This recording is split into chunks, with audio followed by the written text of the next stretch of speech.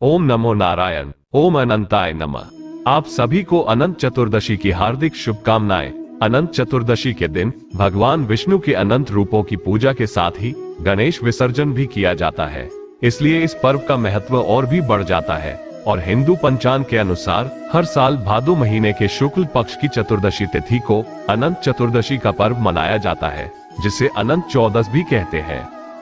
इस वीडियो में हम आपको बताएंगे अनंत सूत्र को बांधने से जुड़े नियम, अनंत सूत्र को कैसे बांधा जाता है, उसकी पूजा विधि और इस दिन से जुड़ी संपूर्ण जानकारी और अनंत चतुर्दशी की कथा बताएंगे। और वीडियो के अंत में आपको अनंत चतुर्दशी के दिन पूजा का शुभ मुहूर्त और गणेश विसर्जन का शुभ मुहूर्त भी बताया जाएगा, इसलिए वीडियो को पूरा अवश्य देखें। वीडियो को शुरू करने से पहले हम आपसे विनम्र निवेदन करते हैं कि अगर आपने अभी तक चैनल को सब्सक्राइब नहीं किया है तो ऐसी ही व्रत, त्योहार एवं सनातन धर्म से जुड़ी जानकारी सबसे पहले जानने के लिए हमारे चैनल को सब्सक्राइब अवश्य कर लीजिए। अनंत चतुर्दशी के दिन भगवान श्री नारायण के अनंत स्वरूप की पूजा की जाती है।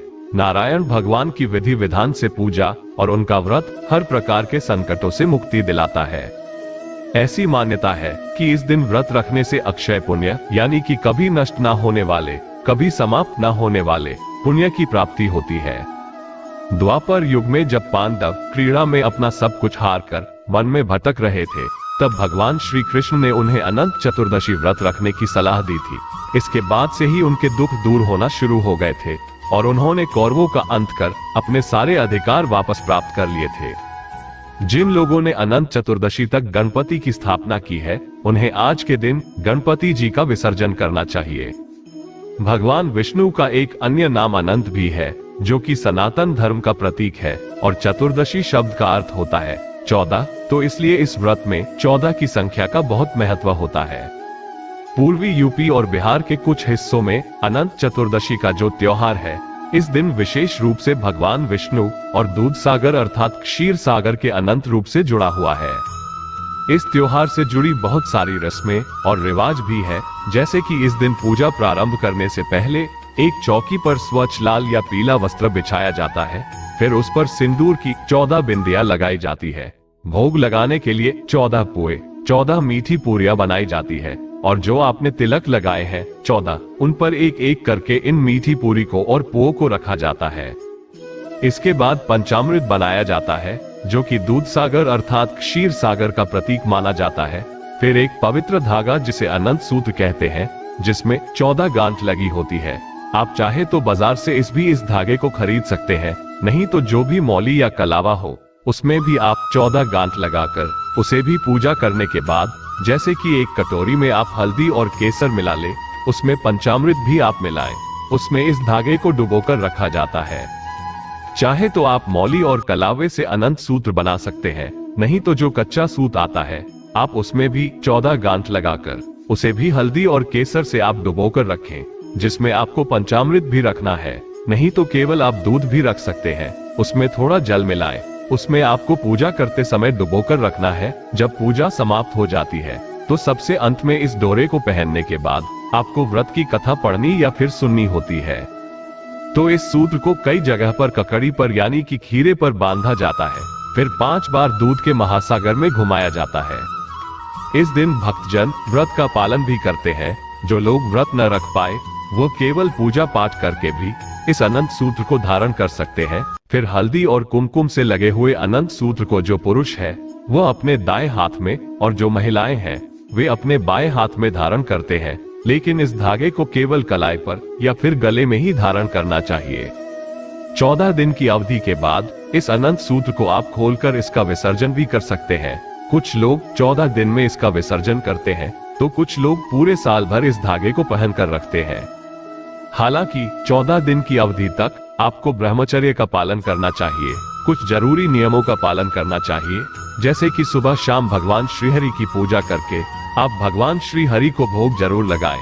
भोग में तुलसी दल जरूर रखें। इसलिए आप नियमों का पालन कर सके तो पूरे साल करें, नहीं तो आप केवल 14 दिन के बाद भी इस पवित्र धागे का विसर्जन कर सकते हैं। इस दिन आपको अपने घर के मंदिर में 14 दीपक भी जलाने चाहिए, जिसमें से आप अपने घर के मुख्य द्वार पर या अपने आसपास पवित्र वृक्ष हो वहां पर, आसपास मंदिर हो वहां पर तुलसी के पौधे में दीप दान कर सकते हैं। दीपकों की संख्या कुल 14 होनी चाहिए, क्योंकि चतुर्दशी का दिन है। 14 की संख्या में आपको जो भी पूजन सामग्री है वह भी आप रख सकते हैं।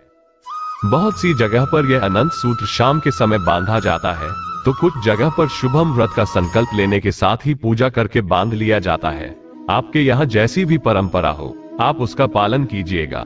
आसपास मंदिर में या अपने घर के बड़े बुजुर्गों से आप पूछ सकते हैं। इस दिन भगवान विष्णु के अनंत रूप की पूजा की जाती है और कलश की स्थापना भी की जाती है। साथ ही इस दिन कुश से निर्मित अनंत की स्थापना करने के बाद जो आप अनंत सूत्र है उसकी भी पूजा करें। इस दिन भगवान विष्णु की तस्वीर के सामने रखकर अनंत सूत्र से प्रार्थना करनी चाहिए। जो अनंत सूत्र होता है वो रक्षा का सूत्र माना जाता है। इस दिन षोडशोपचार विधि से भगवान श्रीहरि की पूजा की जाती है और ओम अनंताय नमः इस मंत्र का जाप करते हुए यह अनंत सूत्र धारण किया जाता है। अनंत सूत्र को घर परिवार के सभी सदस्य धारण कर सकते हैं। जो लोग उपवास ना भी रख पाए वो भी इस सूत्र को धारण कर सकते हैं।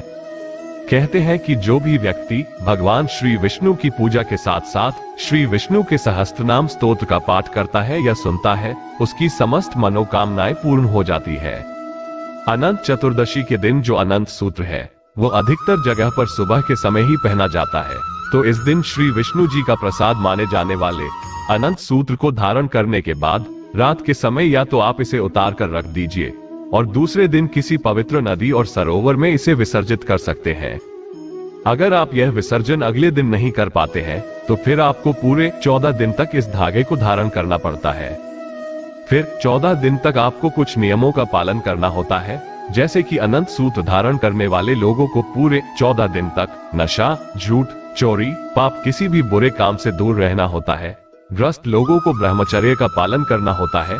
14 दिन तक सात्विक भोजन किया जाता है और कोई भी ऐसा काम नहीं किया जाता है जिससे भगवान श्रीहरि नाराज हो जाए। किसी भी तरह की जीव हत्या आपको नहीं करनी होती है और शुद्ध सात्विक भोजन ही पूरे 14 दिन तक करना होता है। अगर आप 14 दिन तक इस धागे को धारण करते हैं और किसी कारणवश अगर आप 14वें दिन इस धागे को विसर्जन करना भूल जाते हैं तो फिर आपको पूरे वर्ष ये धागा पहनना पड़ता है और फिर अगली अनंत चतुर्दशी तक इसे बांधे रहना पड़ता है। अगली बार जब अनंत चतुर्दशी आती है तो फिर आप इस सूत्र का विसर्जन करके दूसरा सूत्र फिर से धारण कर सकते हैं। अनंत सूत्र में लगी ये 14 गांठें भगवान श्री हरि द्वारा उत्पन्न 14 लोकों का प्रतीक मानी जाती है। अनंत चतुर्दशी के दिन भगवान श्री कृष्ण के द्वारा महाराज युधिष्ठिर से कही गई कौंडिन्य और उनकी पत्नी शीला की कथा भी सुनाई जाती है। भगवान कृष्ण कहते हैं कि अनंत उनके रूपों का एक रूप है और वे काल है जिसे अनंत कहा जाता है। इस व्रत के बारे में ऐसा कहा जाता है कि अगर लगातार यह व्रत 14 वर्षों तक किया जाए तो व्रती बैकुंठ लोक की प्राप्ति अवश्य करता है। इस व्रत में व्रत का पारण जो भोग आपने अपने भगवान को अर्पित किया है उसी को ग्रहण करके किया जाता है। इस व्रत में नमक का सेवन नहीं करना चाहिए। अगले दिन आप सुबह सूर्योदय के बाद इस व्रत को खोल सकते हैं, यानी कि जो भी शुद्ध सात्विक भोजन है उससे आप अपना व्रत खोल सकते हैं। अनंत चतुर्दशी से संबंधित पुराणों में बहुत सारी कथाएं प्रचलित हैं। उनमें से एक प्रचलित कथा के अनुसार प्राचीन काल में एक तपस्वी ब्राह्मण था जिसका नाम सुमंत था। वे अपनी पत्नी दीक्षा और परम सुंदरी पुत्री सुशीला के साथ रहा करते थे, लेकिन सुशीला के जवान होते होते उसकी माता दीक्षा की मृत्यु हो गई, जिसके बाद ब्राह्मण सुमंत ने कर्कशा नामक राक्षसी से दोबारा विवाह कर लिया। इसके बाद सुमंत का अपनी बेटी के प्रति प्रेम कम होने लगा। कुछ समय के बाद उन्होंने अपनी बेटी का विवाह कौंडिन्य नामक ऋषि से करा दिया। विवाह के समय कौंडिन्य ऋषि अपने ससुर ब्राह्मण सुमंत और उनकी पत्नी कर्कशा के व्यवहार से अत्यंत दुखी होकर अपनी नई नवेली दुल्हन को लेकर विवाह के दिन ही अपने आश्रम की ओर चल दिए। सफर के समय सुशीला ने देखा कि कुछ महिलाएं नवीन वस्त्र पहनकर नदी के किनारे किसी देवता की पूजा कर रही है, जिसे देखकर सुशीला ने भी महिलाओं के साथ पूजा कर अनंत का सूत्र अपने बाएं हाथ में बांध लिया। सुशीला के हाथ में अनंत सूत्र देखकर ऋषि कौंडिन्य झुंझला गए और उन्होंने सुशीला के हाथ में बंधे अनंत सूत्र को खोलकर अग्नि में फेंक दिया, जिसके बाद ऋषि कौंडिन्य का सब कुछ नष्ट होने लगा और वह दिन प्रतिदिन दरिद्र होने लगे। एक दिन जब वह दरिद्रता पर अपनी पत्नी सुशीला से चर्चा कर रहे थे तो सुशीला ने उन्हें अनंत सूत्र जलाने की बात याद दिलाई। ऋषि कौंडिन्य तुरंत अपनी गलती समझ गए और फिर वो उसी जगह पर गए जहां उन्होंने अनंत सूत्र को जलाया था। कई दिनों तक भटकने के बाद उन्हें वो जला हुआ अनंत सूत्र मिला। तभी वहां भगवान विष्णु प्रकट हुए। इसी के साथ ऋषि कौंडिन्य ने अपने पाप का प्रायश्चित भगवान विष्णु के सामने किया और फिर अनंत चतुर्दशी का व्रत कर अनंत सूत्र को अपनी बाह में धारण किया। इसके बाद से उनके दिन धीरे धीरे अच्छे होते चले गए। पुराणों के अनुसार अनंत चतुर्दशी का व्रत कम से कम 14 साल तक जरूर करना चाहिए। जब व्रत पूर्ण हो जाए तो 14 के दिन ही व्रत का विधिवत उद्यापन भी करना चाहिए। बिना व्रत के उद्यापन के इन व्रतों का कोई भी फल प्राप्त नहीं होता। अगर पति पत्नी दोनों मिलकर इस व्रत को करते हैं तो इसका विशेष लाभ मिलता है। अब बात कर लेते हैं अनंत चतुर्दशी और गणेश विसर्जन के शुभ मुहूर्त की। तो अनंत चतुर्दशी के दिन यानी 28 सितंबर 2023 के दिन सूर्योदय सुबह 6:21 पर, सूर्यास्त शाम 6:14 पर, चंद्रोदय शाम 5:45 पर, ब्रह्म मुहूर्त सुबह 4:44 से 5:32 पर रहेगा। अभिजीत मुहूर्त सुबह 11:53 से दोपहर 12:41 तक। अमृत काल का समय शाम 6:42 से रात 8:07 तक और पूजा का शुभ मुहूर्त रहेगा सुबह 6:12 से लेकर शाम 6:49 तक। तो शाम को आप पूजा 6:49 तक करने के बाद ही आप अपना उपवास किसी भी समय खोल सकते हैं। अब गणेश विसर्जन के शुभ मुहूर्त के बारे में भी जान लीजिए। तो गणेश विसर्जन का सुबह का शुभ मुहूर्त रहेगा सुबह 6:12 से 7:42 तक। दोपहर का शुभ मुहूर्त रहेगा सुबह 10:42 से लेकर दोपहर 3:11 तक। शाम का शुभ मुहूर्त रहेगा शाम 4:41 से 6:11 तक और रात का शुभ मुहूर्त रहने वाला है शाम 6:11 से लेकर रात 9:11 तक। इन्हीं शुभ मुहूर्त में से आप किसी भी एक मुहूर्त में आप गणपति बप्पा का विसर्जन कर सकते हैं। अगर आज की वीडियो आपको पसंद आई हो तो प्लीज वीडियो को लाइक जरूर कीजिएगा। आप सभी को हमारी ओर से अनंत चतुर्दशी की ढेर सारी शुभकामनाएं। भगवान श्री हरि विष्णु हम सभी की मंगल कामनाओं को पूर्ण करे। ओम नमो नारायण। ओम अनंताय नमः।